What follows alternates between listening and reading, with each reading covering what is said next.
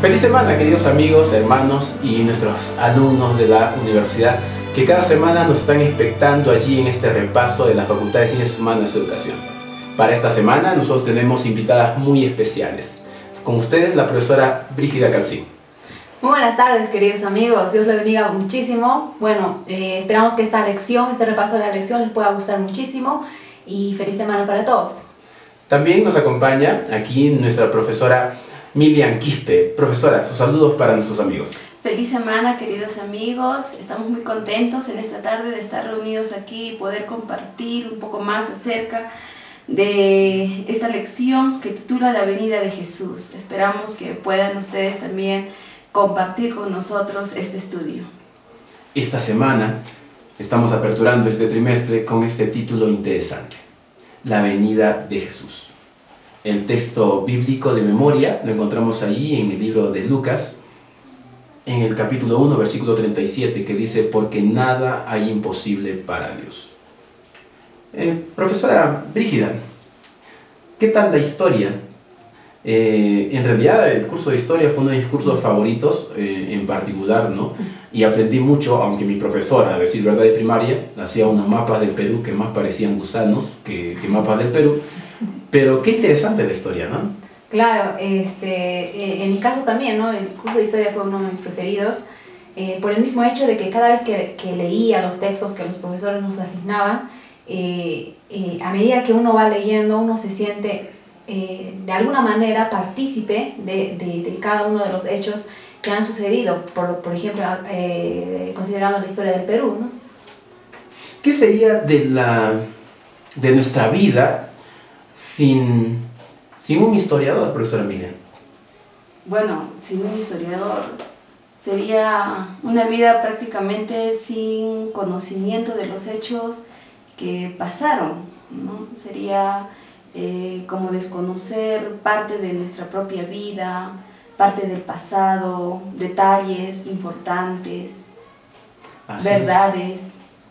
Un historiador nos coloca en contexto, ¿no? Claro.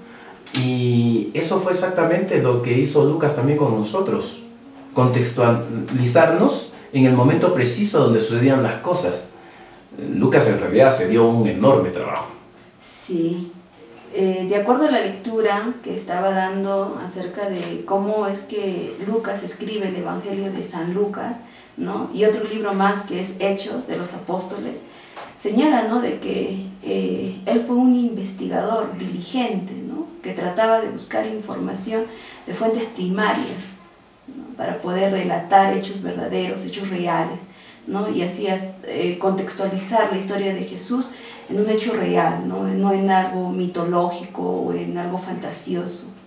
Así es, nosotros tenemos que Lucas en realidad no era una persona común del pueblo, porque la Biblia registra, incluso el apóstol Pablo lo registra como médico. Entonces una persona que le gustaba investigar, ¿no? Una persona que le gustaba, pues, hacer las cosas de una manera más especializada. Y es eso exactamente lo que hizo con la historia de Jesús. Al dirigir esta carta de Lucas hacia este hombre llamado Teófilo, lo que él hace fue ordenar la historia. Sí, además de que Lucas nos dice que Lucas ni siquiera vivió, ¿no?, o estuvo presente en el lugar de los hechos. Entonces, para escribir algo, uno, en este caso Lucas tuvo que haber conocido e investigado a profundidad todo lo que había pasado, ¿no? Y todavía con el hecho de que el público lector al cual Lucas iba dirigido eran a los griegos y también a los gentiles, ¿no? Y llegar a los griegos, pues wow, ¿no? Era como saber bastante de filosofía, era saber bastante de muchas cosas, ¿no? Y Lucas lo logró, pues. Eso que usted dice, por ejemplo, es muy importante, porque hoy nosotros predicar a alguien, en realidad en nuestro contexto es muy sencillo. Nosotros predicamos a gente que ya conoce acerca de Jesús o conoce de Biblia. Claro, no tanto como lo conocemos quizás a algunos de nosotros a la hora de dar estudios bíblicos. Nosotros lo único que hacemos es contarle a un cristiano los hechos poderosos de Dios y ampliarle, solamente ampliarle su conocimiento para que pueda encontrar a ese Dios maravilloso. Pero Lucas tiene que dirigir su mensaje a un público que jamás había escuchado la palabra Jesús y que no confiaban, obviamente, en la religión judía, Entonces, ¿cómo hablarle acerca del cristianismo? Era un asunto tremendamente complicado. Me imagino que ha sido un reto para Lucas, pero él lo hizo, ¿no? Así es. De esa forma tan ordenada, contando los hechos como fueron, porque Lucas no solamente cuenta una fábula acerca de un hombre, no. Lucas pone en contexto a las personas, nos dice quién gobernó en ese momento, nos dice qué estaba sucediendo en el contexto político, en el contexto social, en qué lugar se realizaba, en qué ciudad. O sea, en realidad Lucas nos pinta un panorama interesante como para que nosotros no tengamos ninguna duda de que el registro es veraz. Exacto, ¿no? Él era, como lo menciona la maestra, ¿no? Era un historiador muy meticuloso, ¿no? La información que él obtenía venía justamente de aquellas personas que vivieron cerca de Jesús, ¿no? Y nosotros podemos leer en todo el Evangelio de San Lucas detalles muy íntimos de cómo Cristo vivió estando aquí en la tierra, ¿no? Entonces él nos presenta una secuencia muy ordenada, muy detallada, con detalles muy meticulosos, ¿no? Y es algo importante, ¿no? Porque a nosotros nos ayuda a comprender más el contexto en el que vivió Cristo, ¿no? Así es. Recordemos que Cristo no solamente era un personaje para el mundo cristiano, también es un personaje histórico. Y entonces, de allí la importancia. Mientras que por otro lado, por ejemplo, Mateo escribe su evangelio direccionado hacia gente judía.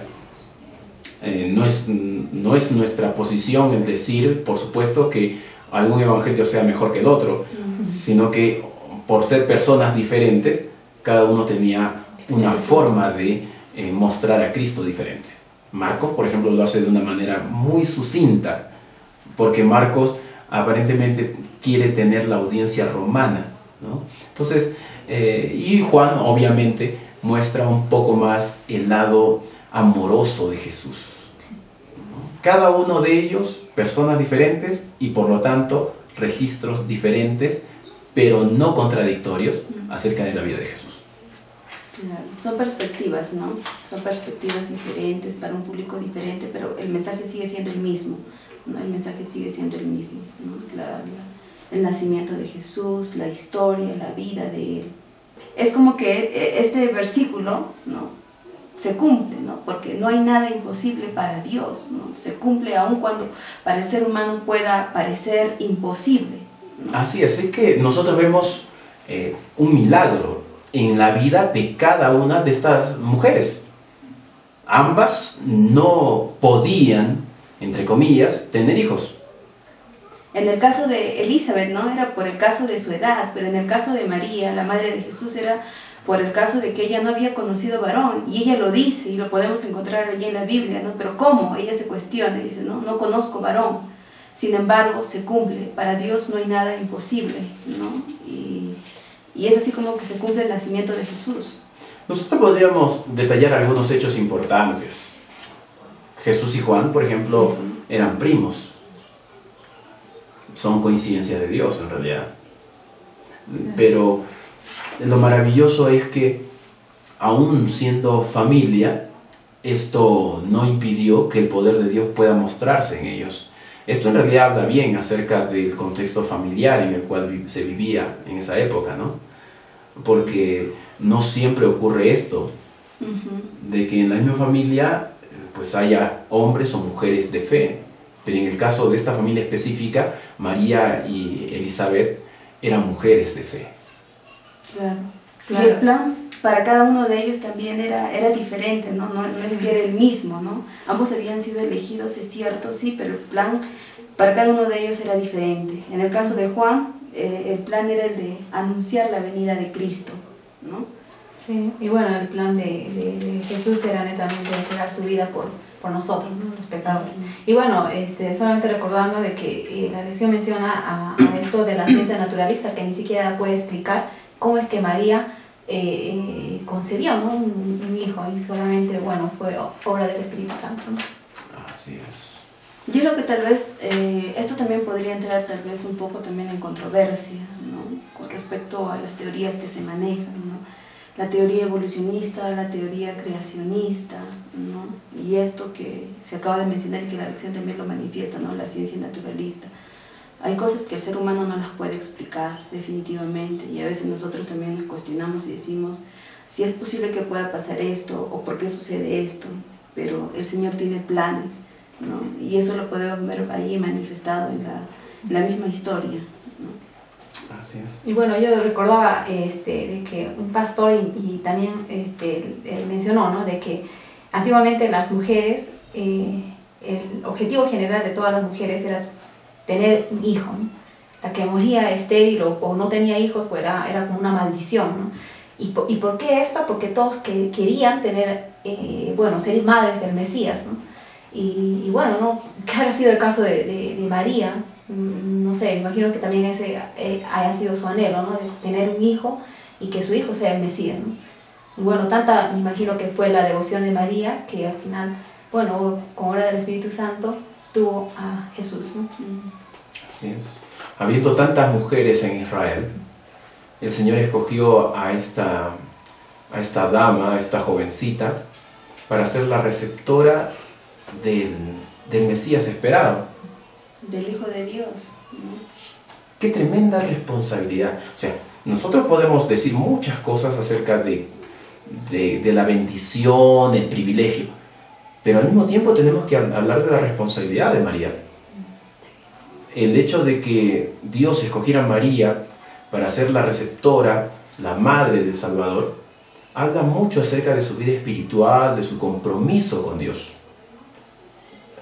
Como bien mencionaba la profesora Brígida, la mayoría de mujeres quería ser la madre del Salvador. Era el anhelo de cada una de ellas. ¿Y por qué Dios escogió a esta muchacha?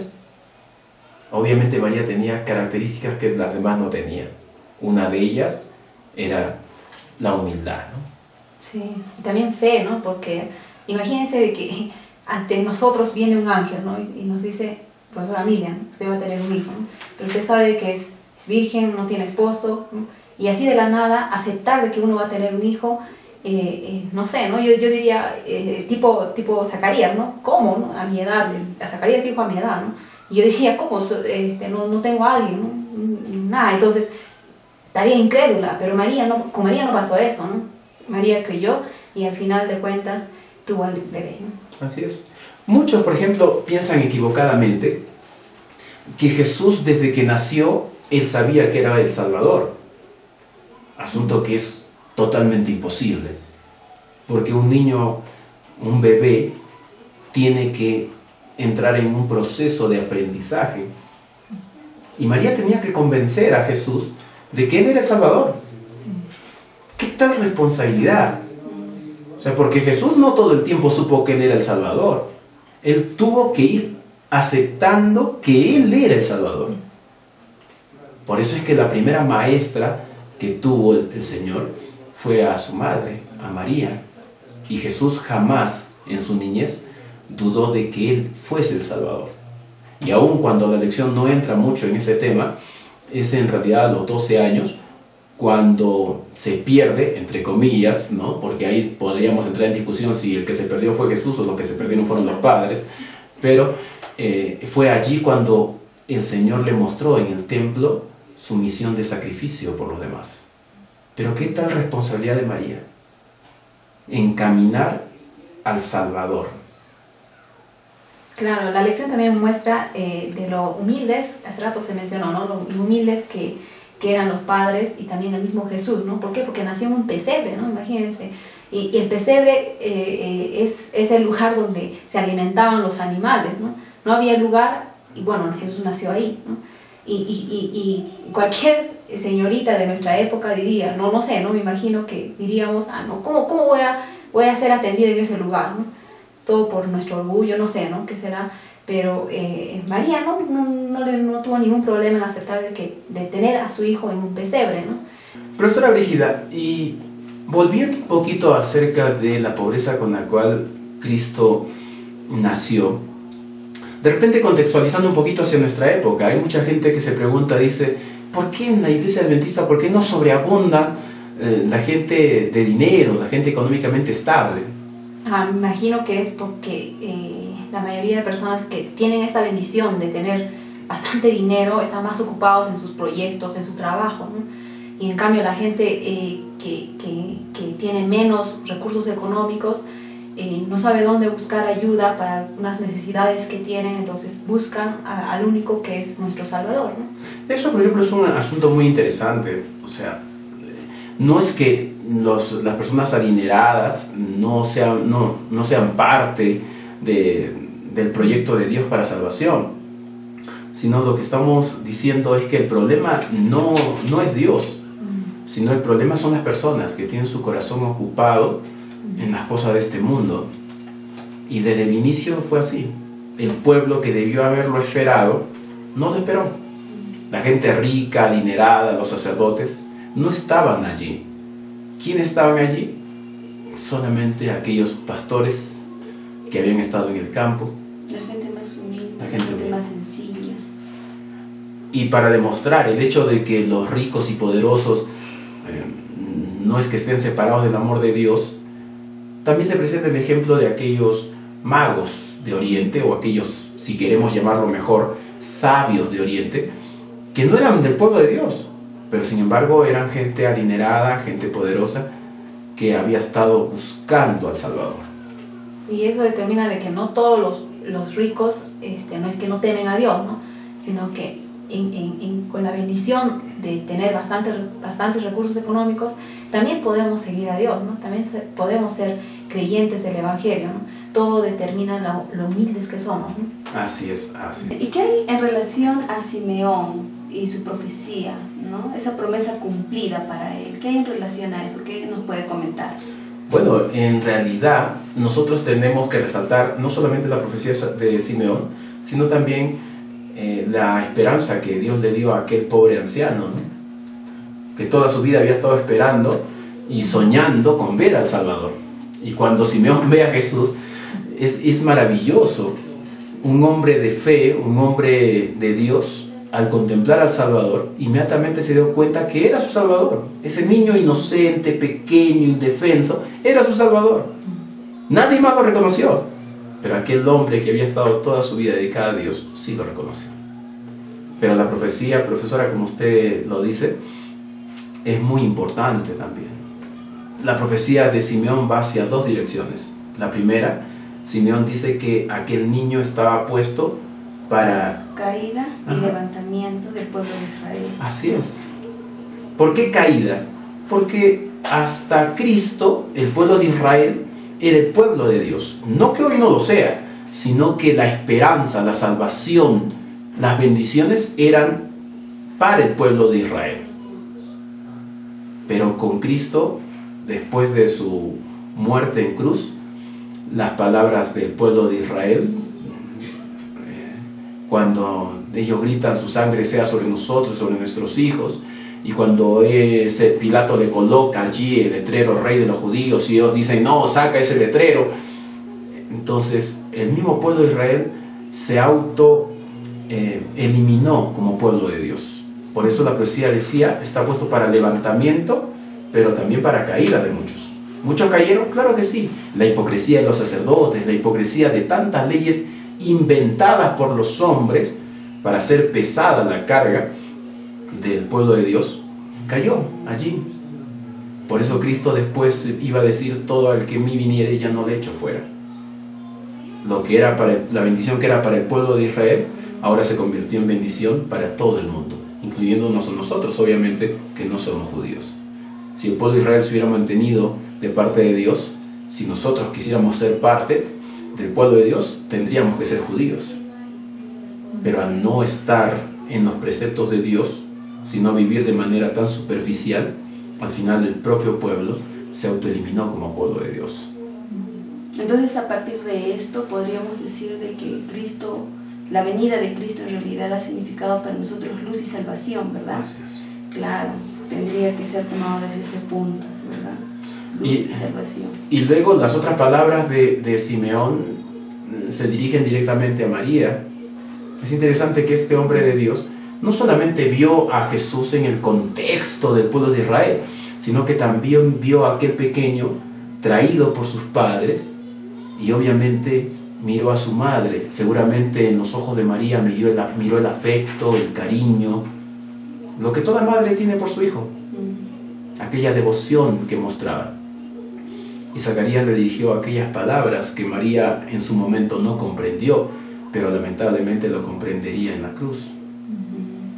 Porque lo que Zacarías le dice a María es: una espada traspasará tu alma, le dice. Refiriéndose obviamente a todo su ser. Qué difícil debe ser ver a una madre, ver a su hijo morir, ¿no? Y muerte de cruz, que era una de las peores muertes que se daba en aquellos tiempos, ¿no? Eso sí era una espada que traspasaba su misma alma, ¿no? Así es. María en su momento obviamente no comprendió. Una espada traspasará mi alma o su alma. O sea, ¿qué pensaría María? María no comprendió las palabras. Pero estas palabras iban a ser nítidamente conocidas cuando ella vería a su hijo en esa situación. ¿Qué madre le gustaría, pues, obviamente, ver a su hijo morir de esa manera, ¿no? La profecía de Zacarías es una profecía muy interesante. La lección de esta semana, el libro de Lucas, nos inserta en la vida del Salvador. Queridos hermanos, amigos o estudiantes también que nos están contemplando, la lección de este trimestre nos trae un tema muy interesante. Como las otras lecciones, sí, pero esta lección va a ir directamente a la vida del Salvador. Asimismo, no se olviden que está pasando por debajo de sus pantallas nuestro Facebook y nuestro email para que nos puedan hacer las consultas. Agradecemos a todos los que nos están siguiendo. En realidad, este proyecto, aunque pequeño, el Señor lo está guiando de una manera que estamos llegando a miles de personas. Agradecemos su sintonía, agradecemos también a los profesores aquí también que nos apoyan siempre cada semana con el repaso de la lección. Bueno, ¿qué me enseña a mí la lección de esta semana? ¿Qué es lo más motivante para mí, lo que yo resalto para mi propia vida? Bueno, yo creo que uno de los propósitos por los cuales Lucas escribió este libro era hacernos conocer la realidad de la existencia de Jesús, ¿no? Que Jesús vino a esta tierra y no es mito, no es una leyenda, no es una historia irreal, es totalmente real. ¿Por qué? Porque ha puesto ahí a los reyes que gobernaban en esos momentos y todo. Ahora, el hecho es de cómo lo aplicamos a nuestra vida. Creemos en Jesús, que de verdad es el Cristo. A veces yo tenía muchas amigas y también yo misma, ¿no? me pregunto y yo preguntaba a estas amigas, ¿crees en Jesús? ¿No? Y todos dicen, sí, yo creo en Jesús, ¿no? Si acá preguntamos a los televidentes, ¿creen en Jesús? De hecho, ¿no? La respuesta de un cristiano va a ser, sí creo en Jesús, ¿no? Pero eso que decimos es de acá, de la boca para afuera, ¿no? Pero en sí, con nuestra mente y corazón, ¿de verdad creemos en Jesús? Y una vez me estaba poniendo a pensar, ¿qué sería si ahorita, ¿no? En estos momentos, estaríamos en los tiempos finales? Viene alguien, no sé, ¿no? Yo imagino, no sé, en el peor de los casos, con una pistola y dice, ¿no? Si dices que crees en Cristo, te eliminamos. Yo creo que en esos momentos, muchos cristianos, no sé, ¿no? Negaríamos a Jesús. ¿Por qué? Porque toda la vida hemos dicho que creemos en Jesús o que amamos a Jesús de la boca para afuera, ¿no? Y no porque en realidad lo sentimos, ¿no? O creemos. Y esto tiene bastante desventaja para la iglesia. ¿Por qué? Porque los sábados podemos ver a hermanos en nuestras iglesias que se salen, a veces ni vienen en la tarde, ¿no? En el programa de jóvenes. O si vienen hasta una cierta hora o ven hasta que termine el sol o que se ponga el sol y después, ¿no? Apenas se pone el sol, desaparecen de la iglesia, ¿no? Y el pastor está que termine el sábado y todo, y al final quedan unos cuantos hermanos en la iglesia, ¿no? Y se ve, ¿no? Esto no es bueno para la iglesia, ¿no? O tal vez si es que somos nombrados para algún cargo en la iglesia, ¿no? Viene el pastor o el equipo de miembros de comisiones y nos dice, profesora Emilia, ¿no? Usted va a ser la siguiente directora de tal ministerio. Y a veces decimos que no, que tenemos un montón de excusas todo para no estar en la iglesia, ¿no? Para no involucrarnos. Para no involucrarnos. Y con eso, con esa actitud, con esos comportamientos que tenemos, estamos demostrando de que de verdad no creemos en Dios. Lo decimos de acá para afuera y no de verdad con nuestra mente y con el corazón, ¿no? Entonces necesitamos cambiar, ¿no? Si Lucas demostró que Jesús fue real, todo con la historia y los hechos, entonces deberíamos cambiar, ¿no? Esto involucra no solo a nosotros, ¿no? También a nuestros amigos, ¿no? a nuestro prójimo, ¿no? Cómo es que Jesús trataba a su prójimo en sus tiempos. Jesús es un Dios de acción, ¿no?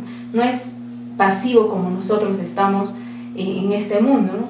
Nosotros hacemos algo a favor de alguien siempre y cuando esta otra persona haya hecho a cambio por nosotros algo, ¿no? Esta semana recuerdo que a mis estudiantes les mandé un reto, ¿no? De que ¿por qué no hacemos una cartita pequeñita? No nos va a requerir mucho tiempo, ¿no? Una cartita donde escribamos, ¿no? Querida Sandra, te quiero mucho, me gusta tu compañía y un gran abrazo, ¿no? Lo envolvemos en un papel con tipo carta, ¿no? Y le entregamos.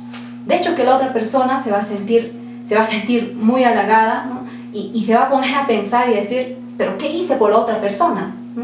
Y es que todos estamos en un mundo, lamentablemente, en que nosotros hacemos algo por la otra persona siempre y cuando la otra persona haya hecho algo por nosotros, ¿no? Entonces, ¿qué pasa si nosotros hacemos esto? Este era el reto para mis estudiantes, ¿no? De que, no sé, si no es una cartita, tal vez una flor o una galleta, algo, ¿no? Y le damos a nuestros compañeros. De tal manera que la otra persona se pueda sentir bien, porque esto también sana el alma, ¿no? Si Jesús estuviera en este momento, yo imagino que él haría eso, ¿no? No estaría sentado y esperar de que alguien haga por él algo y él recién hacer un milagro. No permitas que la lección de escuela sabática sea solamente teoría. En esta semana invitamos a nuestros amigos maestros. Muchas veces nosotros no sabemos qué significan nuestros nombres. Sería interesante que cada uno de los miembros de tu clase de escuela sabática supieran cuál es el significado de su nombre. Bueno, esta es la lección de escuela sabática de la Facultad de Ciencias Humanas y Educación. Nos vemos la próxima semana. Cuídense mucho. Profesoras, nos despedimos entonces de nuestros amigos. Dios te bendiga. Hasta luego. Bendiciones y recuerden que Dios es el Dios de los imposibles.